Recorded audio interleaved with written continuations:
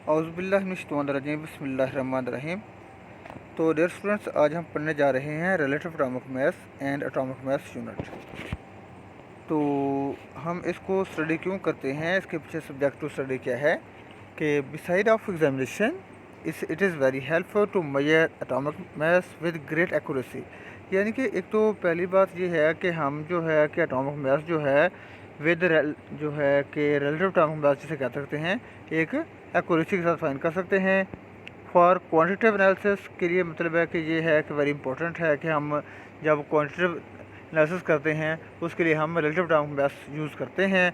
Laboratory scale measurement में जो हम अगर एलिमेंट्स के मास देखें या अगर हम किसी कंपाउंड को बनाने चाहें एलिमेंट से, तो वो भी हम रिलेटिव एटॉमिक मास से कंपेयर करके निकाल सकते हैं कि हमें इसकी कितनी वैल्यू चाहिए होगी। Take a single value for all type of atoms of the element, यानी कि देखें कि एक एलिमेंट है जिसके जितने भी मतलब है कि एटम्स हैं सब के लिए हम उसकी सिंगल वैल्यू लेते हैं। तो लर्निंग ऑब्जेक्टिव्स क्या हैं कि आज के टॉपिक में हम जो सीखेंगे, define relative atomic mass, relative atomic mass क्या होता है, why atomic mass can't be determined accurately, यानी कि हम एक एटॉमिक मास को एक्यूरेटली बिल्कुल क्यों नहीं मेजर कर सकते, by which methods atomic mass can be find, यानी कि वो कौन से मेथड हैं जिसके ज़रिए हम एटॉमिक मास फाइंड कर सकते हैं, what is the unit of atomic mass and how it is related with grams, यानी कि एटॉमिक मास का यूनिट क्या है रिलेटिव एटॉमिक मास का और उसको ग्राम में कैसे रिलेट करते हैं। Relative atomic mass of some elements, या हम इलेक्ट्रॉन प्रोटॉन और न्यूट्रॉन के रिलेटिव एटॉमिक मास वो भी देखेंगे क्या क्या होते हैं। तो चलते हैं जी, सबसे पहले है रिलेटिव एटॉमिक मास। तो उसकी दो तरह से हम डेफिनेशन कर सकते हैं, average mass of an atom of an element compare to the mass of carbon 12, यानी कि किसी भी एक एटम का वो मास होता है जिसे हम कार्बन 12 से कंपेयर करके निकालते हैं। तो वो जितना भी आएगा लाइक ऑक्सीजन है, उसको हम अगर कार्बन 12 से कंपेयर करके निकालेंगे तो उसका मास जो है वो नियर अबाउट 16 आता है, जो कि उसका रिलेटिव एटॉमिक मास है। तो एवरेज दूसरी डेफिनेशन ये है कि average mass of an atom of element compare to 1/12 part of carbon isotope taken as 12, यानी कि कार्बन का एक आइसोटोप है 12 जिसका मास 12 पूरा होता है, तो उसका अगर हम 1/12 करें तो उसका आंसर हमें पता है कि 1 आएगा, तो 1 को जिससे मल्टीप्लाई करेंगे उसका आंसर वही होगा।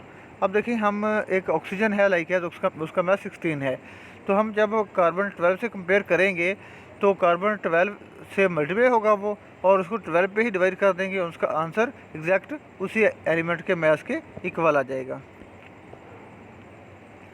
उसके बाद है मेजरमेंट ऑफ एटॉमिक मास के हम एटॉमिक मास को कैसे मेजर करते हैं। तो लिखा है as mass of an atom is too small, ठीक है, एटम जो है उसका मास बहुत ही छोटा होता है, बहुत ही कम होता है, क्योंकि एक एटम तो हमें आम माइक्रोस्कोप से क्या मतलब इलेक्ट्रॉन माइक्रोस्कोप से बड़ी मुश्किल से नज़र आता है। तो इसलिए हम इसका मास जो है वो कोई ऐसा कोई इंस्ट्रूमेंट नहीं है, कोई ऐसी चीज़ नहीं है जिसके ज़रिए हम उसको एग्जैक्टली मेजर कर सकें। So by some methods we can find average या relative atomic masses of atoms, जो कि हम कंपेयर कर सकते हैं कार्बन 12 के साथ। तो कुछ मेथड्स हैं जिसके ज़रिए हम उसको मेजर कर सकते हैं। उसमें एक एग्जांपल दिया कि मास स्पेक्ट्रोमेट्री, जो कि आगे हम जो है हायर क्लासेस में इसके बारे में डिस्कस करेंगे कि मास स्पेक्ट्रोमेट्री क्या है। तो इससे हम जो है कंपेयर करके relative atomic mass find out कर सकते हैं। उसके बाद कि वाई कार्बन 12 इज़ यूज्ड, यानी कि हम कार्बन 12 को ही क्यों यूज़ करते हैं, इसके अलावा कोई और एलिमेंट हमने क्यों नहीं लिया।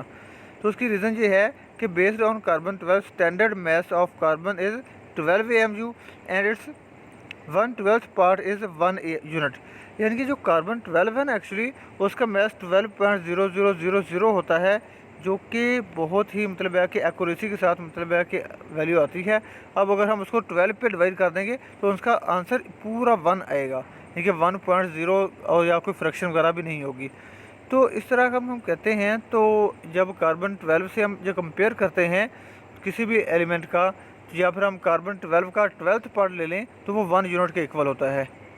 Bye compare atomic mass of other elements with carbon 12 give the relative atomic mass of that elements, क्योंकि देखें उसका जो है हम कंपेयर करते हैं कार्बन 12 से, तो हमने जैसा देखा कि उसका 12th पार्ट 1 के इक्वल होता है, और 1 जो है जिससे भी कंपेयर करके निकालेंगे वो उसी एलिमेंट के एटॉमिक मास के इक्वल आ जाएगा।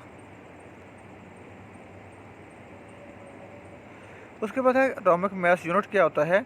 तो यूनिट ऑफ रिलेटिव एटॉमिक मास जो होता है वो एटॉमिक मास यूनिट कहलाता है, यानी कि जो एटॉमिक मास जो है वो एक्चुअली हम ग्राम तो मेजर बहुत करते नहीं हैं इसको, मतलब है वैसे हम नॉर्मली AMU लिखते हैं। तो हमारे पास जो है कि ये एक्चुअली रिलेटिव एटॉमिक मास का यूनिट होता है। तो इसकी डेफिनेशन क्या बनेगी, 1/12 mass of one atom of carbon 12 is known as 1 atomic mass unit। यानी कि हमें पता है कि देखें कि कार्बन है 12 है, उसका 1/12 पार्ट ले लें तो वो 1 के इक्वल आएगा, जो कि 1 AMU के इक्वल होगा। It is represented by AMU and in gram. अगर हम ग्राम में इसका रिलेशन देखें तो 1 AMU जो होता है 1.664 मल्टीप्लाई 10⁻⁻24, यानी कि देखें 10⁻⁻24 ग्राम के इक्वल होता है। दूसरे लफ्ज़ों में हम ये कह सकते हैं कि 1 ग्राम के अंदर एवोगैड्रो नंबर जितने AMU होंगे। एग्जाम्पल्स हैं कि मैस ऑफ प्रोटॉन, न्यूट्रॉन और इलेक्ट्रॉन आपको दिए हुए हैं AMU में भी, और उसके बाद आपको दिए हुए हैं ग्राम में भी। तो मैस ऑफ प्रोटॉन देखें तो 1.0073 AMU होता है, जो कि इक्वल आता है 1.672 मल्टीप्लाई 10⁻⁻24 ग्राम के। मैस ऑफ न्यूट्रॉन की अगर हम बात करें तो वो होता है 1.0087 AMU, और अगर हम उसको ग्राम में कन्वर्ट करें तो वो 1.674 मल्टीप्लाई 10⁻⁻24 ग्राम के इक्वल होता है। तो नॉर्मली जब हम एलिमेंट के लिए जब लेते हैं मैस, तो मैस नंबर यही लिया जाता है mass of proton plus mass of neutron. और हमें पता है कि प्रोटॉन का मैस 1 AMU लेते हैं, क्योंकि 1.0073 है और हम 0073 को इसलिए कंसिडर नहीं करते, तो वो 1 ही कंसिडर कर लेते हैं। सेम एज न्यूट्रॉन जो है 1.0087 है और उसको भी 1 ले लेते हैं। इस तरह अगर हम कहते हैं ऑक्सीजन के अंदर 8 प्रोटॉन और 8 न्यूट्रॉन होते हैं, उसका मैस 16 बन जाता है। मैस ऑफ इलेक्ट्रॉन से बताया, मैस ऑफ इलेक्ट्रॉन एक्चुअली बहुत छोटा होता है, 5.486 मल्टीप्लाई 10⁻⁻4 AMU, जो कि देखें कि 1 का भी तकरीबन जो है 1000 पार्ट होता है। तो अगर हम जो है कि एक एटम के अंदर जो है कि मैक्सिमम जो है कि जो 118 इलेक्ट्रॉन होते हैं, तो अगर 118 इलेक्ट्रॉन भी हों तो वो भी उसका मैस तकरीबन जो है कि वो हम कह सकते हैं एक मतलब जो AMU का 1000वां पार्ट या 1000वां पार्ट बनेगा, इसलिए हम इलेक्ट्रॉन का मैस जो है नियर अबाउट निगलिजिबल कंसिडर करते हैं। तो ग्राम में देखें तो ये 9.106 मल्टीप्लाई 10⁻⁻28 ग्राम, या किलोग्राम में करेंगे तो ये 10⁻31 किलोग्राम हो जाएगा। तो इस तरह हमारे मैस ऑफ इलेक्ट्रॉन, प्रोटॉन और न्यूट्रॉन जो है AMU और ग्राम में इसका पता चल गया है, क्योंकि हमें पता है कि 1 AMU इक्वल टू 1.66 मल्टीप्लाई 10⁻⁻24 ग्राम के इक्वल होता है। हम उसे कंपेयर करके इसको निकाल सकते हैं। तो आज के टॉपिक के साथ कुछ रिलेटेड क्वेश्चन हैं कि define relative atomic mass, relative atomic mass क्या होता है, why mass of atom taken as relative atomic mass. हम किसी एटम का मास जो है कि वो रिलेटिव एटॉमिक मास क्यों लेते हैं, क्योंकि हमें जो है उसके डिफरेंट आइसोटोप्स होते हैं और हमें उसकी एग्जैक्ट वैल्यू तो फाइंड आउट कर नहीं सकते, लेकिन कंपेयर करके कार्बन से निकालते हैं, इसलिए उसको रिलेटिव एटॉमिक मास लिखा जाता है।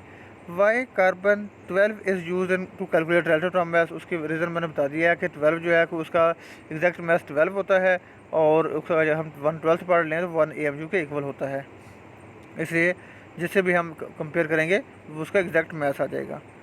What is the mass of proton, electron and neutron in AMU and grams. तो ये भी हमने देख लिए हैं कि AMU और ग्राम में इनके मासेस क्या होते हैं। उसके बाद है कि what is AMU and how it is related with gram. AMU और हमने ग्राम का भी रिलेशन देखा है, और AMU देखा है कि यूनिट होता है रिलेटिव एटॉमिक मास का। तो ये था आज का हमारा टॉपिक। इंशाल्लाह नेक्स्ट टॉपिक जो है वो हमारे यहाँ के टेस्ट योरसेल्फ है 1.3, वो डिस्कस करेंगे। थैंक यू, अल्लाह हाफिज़। अपना और अपने घर वालों का बहुत सारा ख्याल रखिएगा। शुक्रिया।